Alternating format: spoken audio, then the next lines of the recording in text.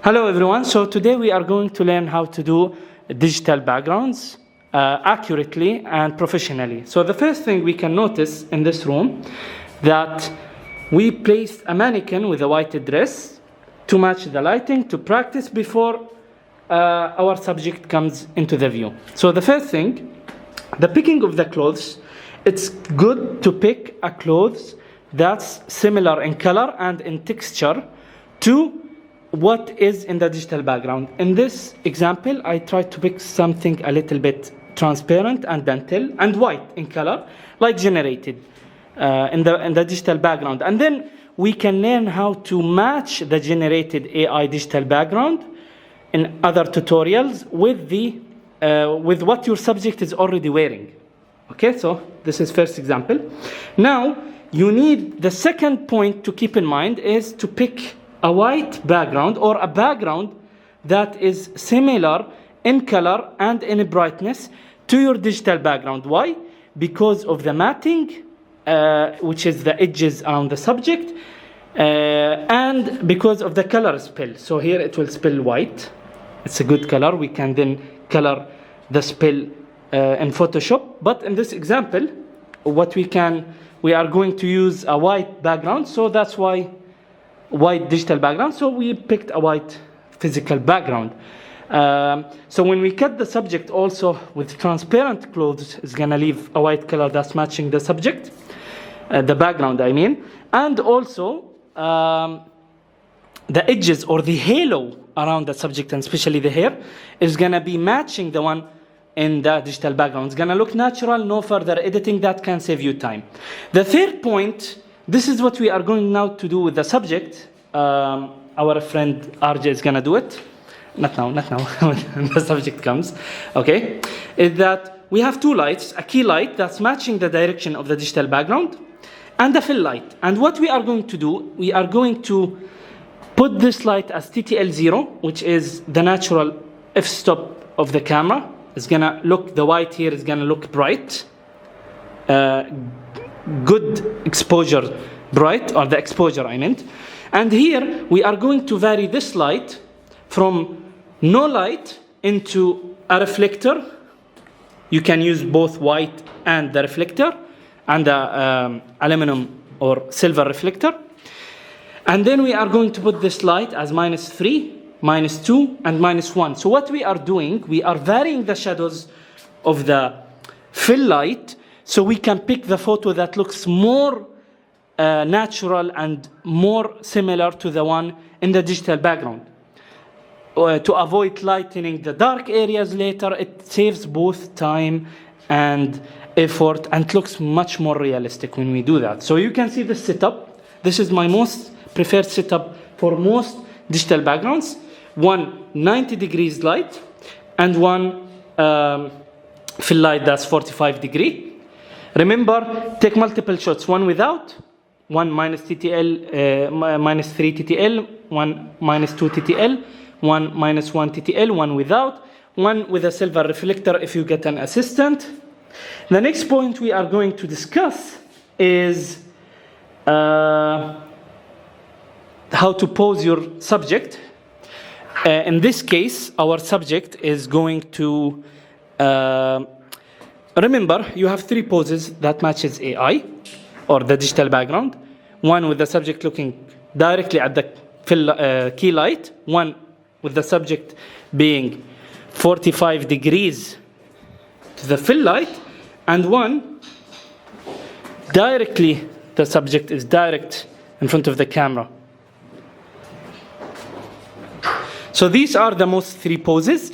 My recommendation, let their hands be away from their belly or their body, especially the bottom part, because you are going to blend the bottom part of the dress with the subject or upper part of the subject later on. So you want to avoid selection the hand casting shadows into the dress, and with AI blending, especially with the fingers, AI until now it mostly fails, until the future where it becomes much more realistic and AI becomes much more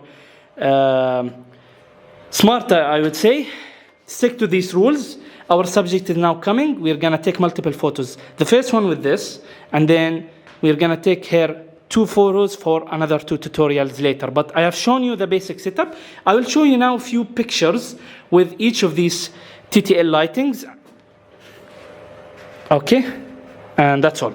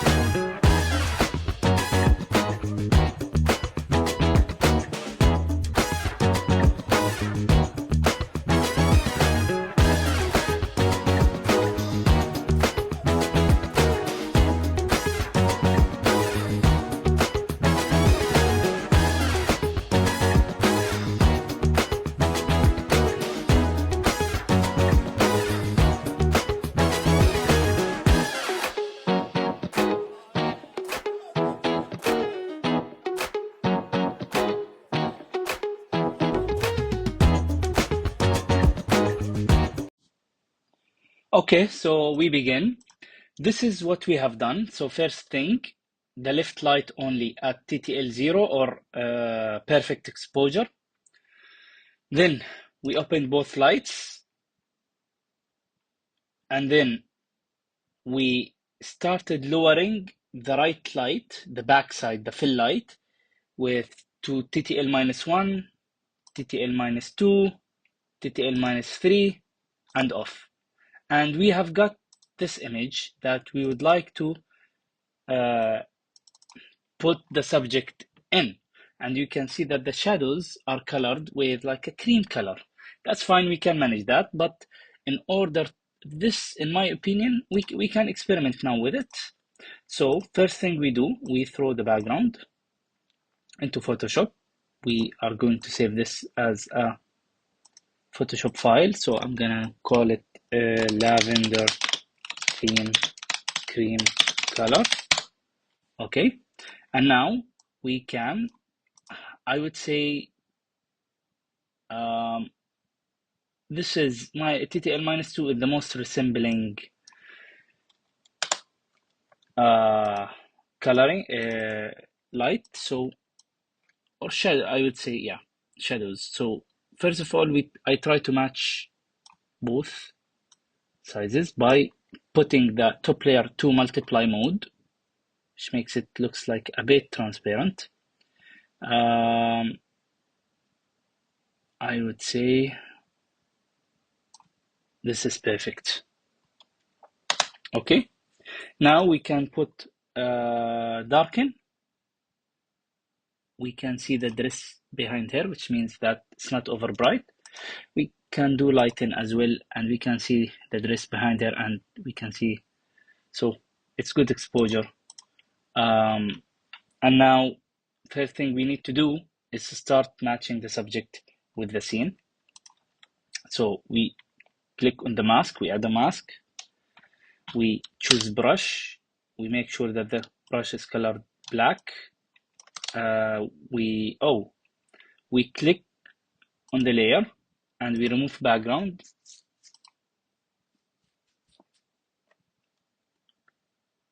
Okay, and now we start painting black,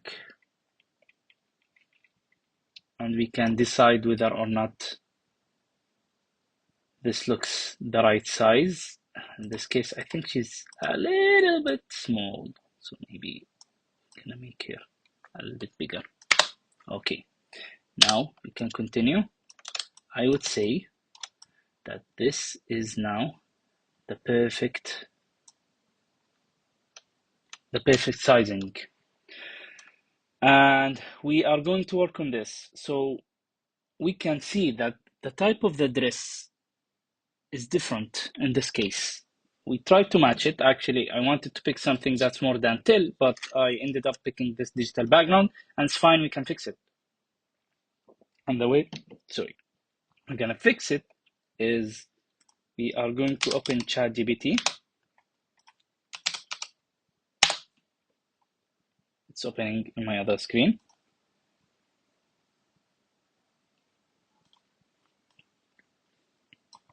And we are going to throw the photo in it, and we are going to say to it,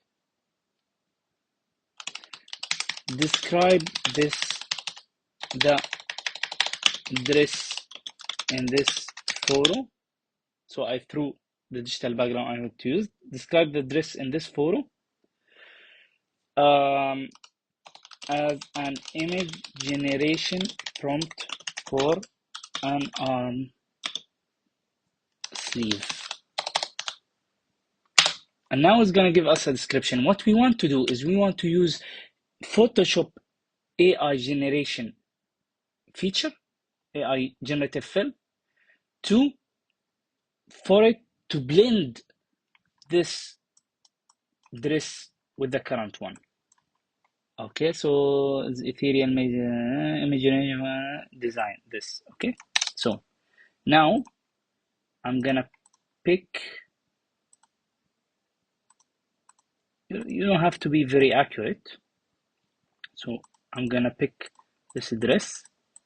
Okay, and I'm gonna put the description generated by ChatGPT. Oh, before we continue, we save.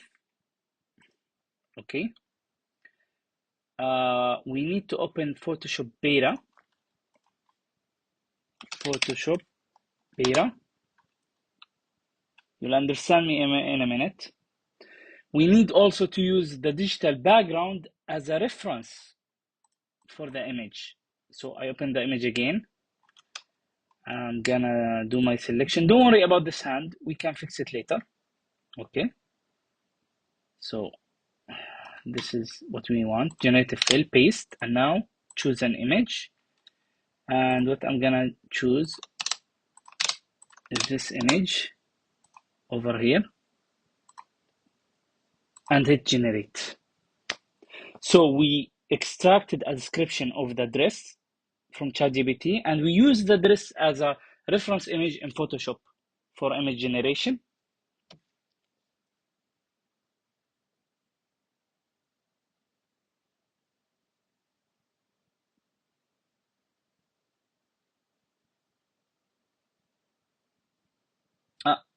Now we can see that we are getting for this lady a dress that's matching the scene. Even the color, we didn't even have to recolor this dress, and we can actually continue. We can now ask do the same for a drape behind. Okay, for a drape. I believe it's called drape. My English is not great. Okay, so it's gonna generate for us a description for what we are trying to add. See, even the hand we can fix. Don't worry about that. We're gonna work on that in a minute. Paste what ChatGPT has generated.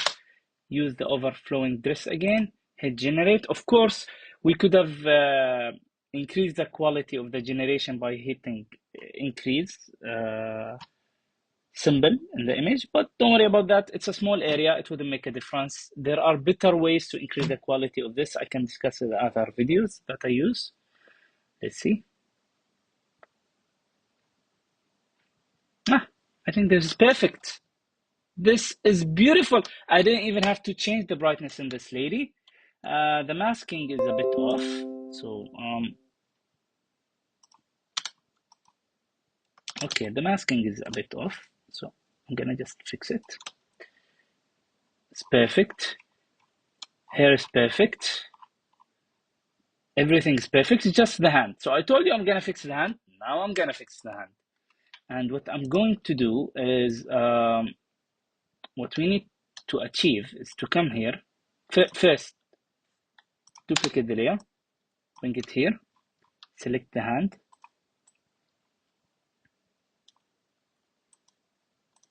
Okay, now I've selected the hand. I delete the mask and I create a new mask. This is what we want, this hand. Okay, and what we can do is,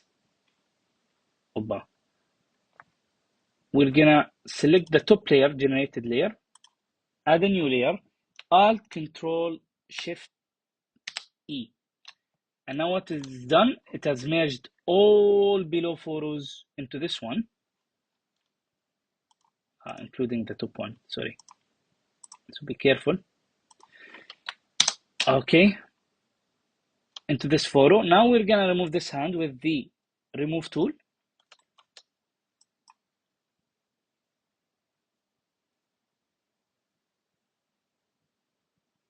Okay,